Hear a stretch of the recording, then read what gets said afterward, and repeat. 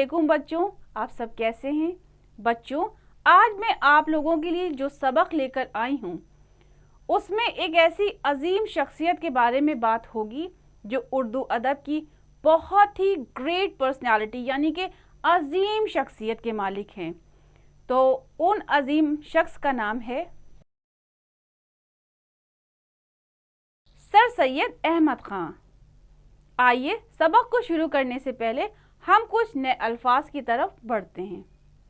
मुअज़्ज़िज़, तासुबात, सदर अमीन, खिताब, तोहम्मात, इंशा परदाज, ज़िला, तहज़ीबुल अखलाक, सरिश्तेदार, तहसीलदार, तर्ज़ मुआशरत, मुआशरत। तो चलिए बच्चों सबक को शुरू करते हैं।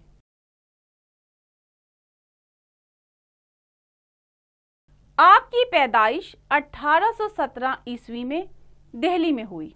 आपके आबाओ अजदाद शाहजहां के अहद में हेरात से हिंदुस्तान आए और मुगलिया दरबार में मुलाजिम हुए। अकबर शाह सानी ने सर सैयद के दादा को जवादुद्दौला का खिताब अता किया और उनके वालिद को वजीर नामजद किया, मगर उन्होंने ये ओहदा कबूल न किया।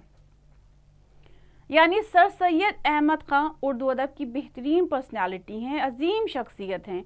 आप दिल्ली में पैदा हुए और आपके जो दादा और वालिद थे वो शाहजहां का जो पीरियड था हेरात से हिंदुस्तान आए और मुगलिया दरबार में नौकरी करने लगे। तो अकबर शाह सानी ने आपके जो दादा थे उनको जवादुद्दौला का खिताब अता किया, यानी उनको इस लक़ब से खिताब से उनको नवाजा और आपके वालिद को भी वजीर बनाया, मगर आपने इस ओहदे को मतलब इस पोस्ट को कबूल नहीं किया। बचपन में ही बाप का साया सर से उठ गया और तालीम की जिम्मेदारी आपकी वालदा मोहतरमा के सर रही।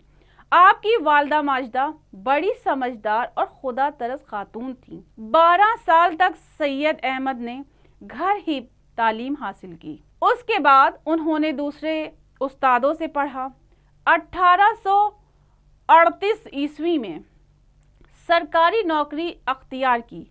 पहले सरिश्तेदार यानी हेड क्लर्क मुकर्रर हुए, लेकिन अपनी काबिलियत की बिना पर जल्द ही सदर अमीन के मुमताज ओहदे पर फाइज हुए। अपनी मेहनत और खुदादाद काबिलियत से तरक्की करके बिजनौर में तहसीलदार हो गए।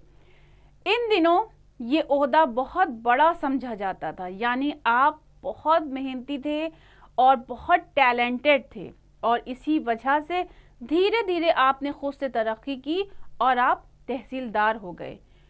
और तहसीलदार होना उस वक्त बहुत बड़ा ओहदा समझा जाता था। 30 बरस तक नौकरी करने के बाद पेंशन ले ली और दिल्ली चले आए। कुछ दिन बाद अपने दोनों लड़कों हामिद और महमूद को लेकर लंदन गए। उन्होंने वहां के बाशिंदों के रहन सहन और तालीम के तौर तरीकों को बहुत गौर से देखा। यानी 30 बरस की नौकरी करने के बाद आपने पेंशन ले ली और फिर आप कहाँ चले गए? दिल्ली चले गए। कुछ दिनों के बाद अपने दोनों बेटों को लेकर आप लंदन गए, जहां पर आपने लंदन के जो लोग थे उनका जो रहने का तौर तरीका था उसको बहुत गौर से देखा। वापस आकर आपने तहज़ीबुल अखलाक नाम का एक रिसाला जारी किया, यानी कि एक न्यूज़पेपर जारी किया, जिसमें मजहबी, अखलाकी और मुआशरती मज़ामीन छपने लगे।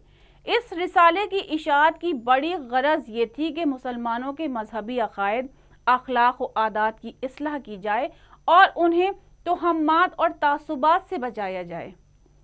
यानी आपने वापस आकर एक न्यूज़पेपर जिसका नाम तहज़ीबुल अखलाक था उसको जारी किया, जिसमें आपने समाज सुधार के लिए बहुत काम किए।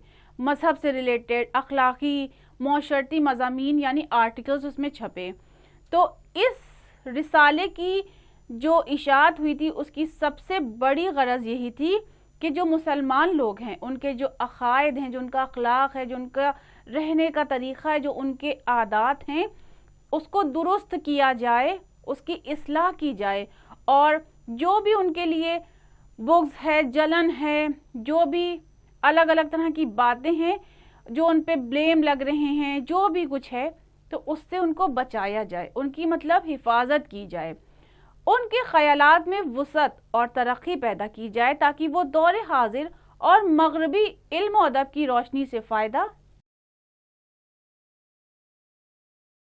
اٹھائیں. یعنی آپ کا اس رسالے کا جو پبلش کرانے کا مقصد تھا وہ یہی تھا کہ تاکہ سماج میں جو لوگ ہیں ان کی اصلاح ہو سکے اور سب کچھ صحیح ہو جائے. 1877 عیسوی میں انہوں نے مسلمانوں کو انگریزی زبان، جدید علوم اور سائنس کی تعلیم سے آراستہ کرنے کے لیے علی گڑھ میں ایک کالج کھولا جو اب ترقی کرتے کرتے علی گڑھ مسلم یونیورسٹی کی شکل میں موجود ہے. یعنی سن 1877 یعنی 1877 عیسوی میں آپ نے مسلمانوں کو انگریزی زبان اور جو نئے علم تھا اور جو سائنس تھی اس کی تعلیم سے روشناس کرایا اور مطلب ان کو واقف کرانے کے لیے ایک علی گڑھ میں کالج کھولا جس کا نام علی گڑھ مسلم یونیورسٹی کے نام سے بہت مشہور ہے. آپ بلند پایا انشا پرداز تھے، یعنی آپ بہت ہی زبردست لٹریچر لکھتے تھے. اپنے اخبار تہذیب الاخلاق کے ذریعے انہوں نے قوم کو تنگ نظری، تعصب، توہم پرستی اور سماجی برائیوں سے نجات دلائی، ان میں بیداری لائی اور ترقی کے راستے پر چلایا. سر سید ہندوؤں سے بھی اتنی ہی محبت کرتے تھے جتنی مسلمانوں سے، یعنی آپ دونوں مذہب کے لوگوں کی برابر سے ریسپیکٹ کرتے تھے اور ان کا اتنا ہی خیال کرتے تھے. چلیے آگے بڑھتے ہیں. وہ دونوں کو مل کر رہنے کی نصیحت کرتے تھے. وہ کہا کرتے تھے کہ تم دونوں ایک ہی گھر کے بھائی ہو، اگر آپس میں لڑو گے تو دنیا میں تمہاری بدنامی ہوگی اور یہ ملک تباہ و برباد ہو جائے گا. یعنی اس طرح سے انہوں نے ہمیں یونٹی کا پیغام دیا کہ مل کے رہنا چاہیے. جو لوگ مل کے رہتے ہیں وہ طاقتور بنتے ہیں اور پھر انہیں کوئی تباہ و برباد نہیں کر سکتا. چلیے سبق کو آگے بڑھاتے ہیں. انگریزی حکومت نے آپ کے علمی اور قومی خدمات کو سراہتے ہوئے سر کا خطاب دے دیا.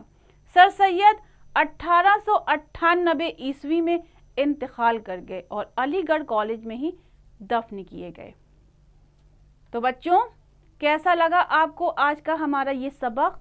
اور آپ نے غور کیا ہوگا کہ کس عظیم شخصیت کی بات کی جا رہی تھی جو اردو ادب کے بہت بڑے انشا پرداز اور قوم کی خدمت کرنے والے سر سید احمد خان صاحب تھے.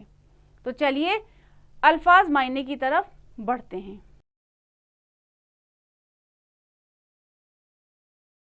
آباء و اجداد یعنی باپ دادا، سرشتہ دار یعنی ہیڈ کلرک، معاشرتی یعنی مل جل کر زندگی گزارنے کا طریقہ، خدا داد یعنی اللہ کی عطا کی ہوئی، توہم پرستی یعنی وسواس اور شک کی زندگی، انشا پرداز یعنی نثر لکھنے والا، خاتون عزت دار عورت، صدر امین یعنی نائب منصف، خدا ترس یعنی خدا سے ڈرنے والا، عقائد یعنی عقیدے کی جمع مذہب کے اصول، تعصب عداوت نفرت، سراہنا یعنی تعریف کرنا، وسعت یعنی کشادگی، انتقال کرنا یعنی مر جانا. بچوں اس سبق کی جتنی بھی ایکسرسائزز دی ہوئی ہیں اس کی پریکٹس آپ کو گھر پر خود سے ضرور کرنی ہے.